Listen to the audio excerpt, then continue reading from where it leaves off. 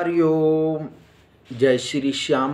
साथियों, आज होली का पर्व के बारे में बताएंगे कि होली का दहन कब किया जाएगा और होली का पर्व कब मनाया जाएगा और भद्रा किस समय तक रहने वाली है और इस दिन क्या चंद्र ग्रहण होगा क्या नहीं, चंद्र ग्रहण का प्रभाव हमारे यहाँ होगा या नहीं होगा, और पूर्णिमा तिथि कब शुरू होगी और पूर्णिमा की तिथि की समाप्ति कब होगी, और होली पर क्या ऐसा उपाय करें जिसे आपको जीवन में अनेक प्रकार की खुशियां प्राप्त हो।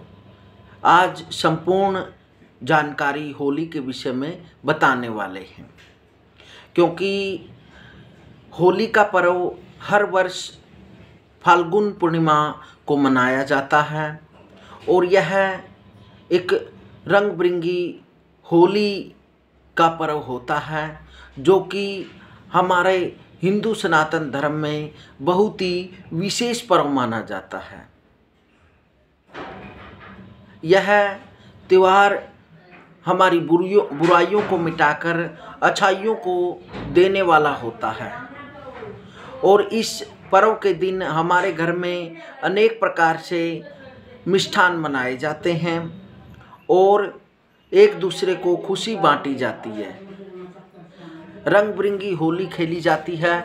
वैसे फाल्गुन मास खुशी और उल्लास का यह मास होता है, क्योंकि इसमें एक बहुत ही विशेष दिन होता है होली का पर्व। इसलिए इस पर्व के दिन बड़ी खुशियों के साथ होली खेली जाती है और होली का दहन भी किया जाता है।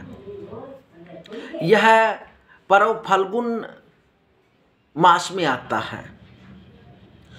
तो पूर्णिमा तिथि 13 मार्च 2025 दिन गुरुवार को 10:36 से शुरू होगी, जो कि अगले दिन 14 मार्च दिन शुक्रवार को दोपहर 12:25 तक रहेगी।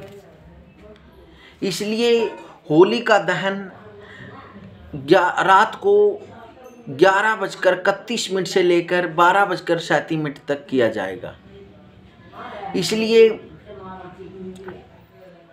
काफ़ी संशय वाली भी स्थिति है, क्योंकि जिस समय होली का दहन किया जाएगा उस समय भद्रा भी है, क्योंकि शास्त्रों में बताया गया है कि यदि प्रदोष काल के समय भद्रा है तो अगले दिन प्रदोष व्यापिनी पूर्णिमा के दिन होली का दहन किया जा सकता है।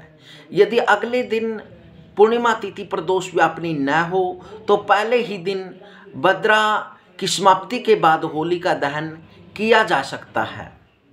यदि उसी दिन भद्रा यदि रात्रि के 12 बजे के बाद तक है या निश्चित काल तक है तो फिर भद्रा का मुख छोड़कर भद्रा के पुच्छ में होली का दहन किया जा सकता है।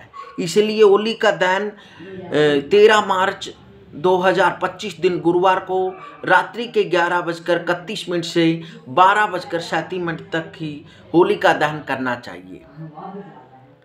यह समय होली का दहन के लिए शुभ रहने वाला है। और चंद्र ग्रहण की बात करते हैं, क्योंकि जिस समय चंद्र ग्रहण लगेगा उस समय हमारा दिन का समय होगा। इसलिए यह इस ग्रहण का प्रभाव केवल बाहरी देशों में प्रदेशों में होने वाला है। हमारे भारत देश में चंद्र ग्रहण का प्रभाव नहीं होगा, इसलिए इस ग्रहण का सूतक पातक हमारे देश में नहीं लगेगा। इसलिए इस संशय में न रहें। चंद्र ग्रहण है तो, लेकिन उसका प्रभाव हमारे यहाँ पर नहीं है। और होली का पर्व जब दहन किया जाता है अगले दिन थोड़ी सी अवशेष, जब होली जल जाती है तो उसके बाद थोड़ी सी राख भभूति लेकर आएं और यदि कोई रोगी व्यक्ति है तो उसके मस्तक पर लगाएं तो उससे समस्त रोग दूर हो जाते हैं।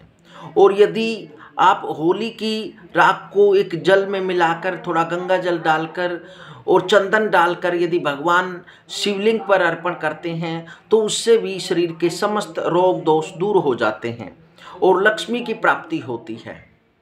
और यदि आपको लगता है कि आपके घर में कोई नेगेटिविटी है या किसी भी प्रकार से आपके घर में कोई तंत्र है, टोना टोटका है, तो इस दिन राहु का प्रभाव भी दूर हो जाता है और वह टोना टोटका भी दूर हो जाता है। इस कारण इसको तंत्र की रात्रि माना जाता है।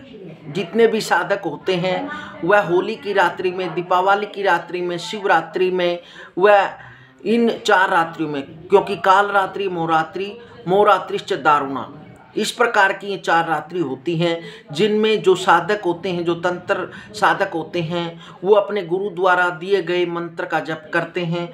जितना भी आप इस रात्रि में जप करेंगे उतना ही आपको विशेष फल प्राप्त होगा। इसलिए होली का पर्व जो है वो 13 मार्च दिन 2025 दिन गुरुवार को मनाना श्रेयकर रहेगा। हरिओम।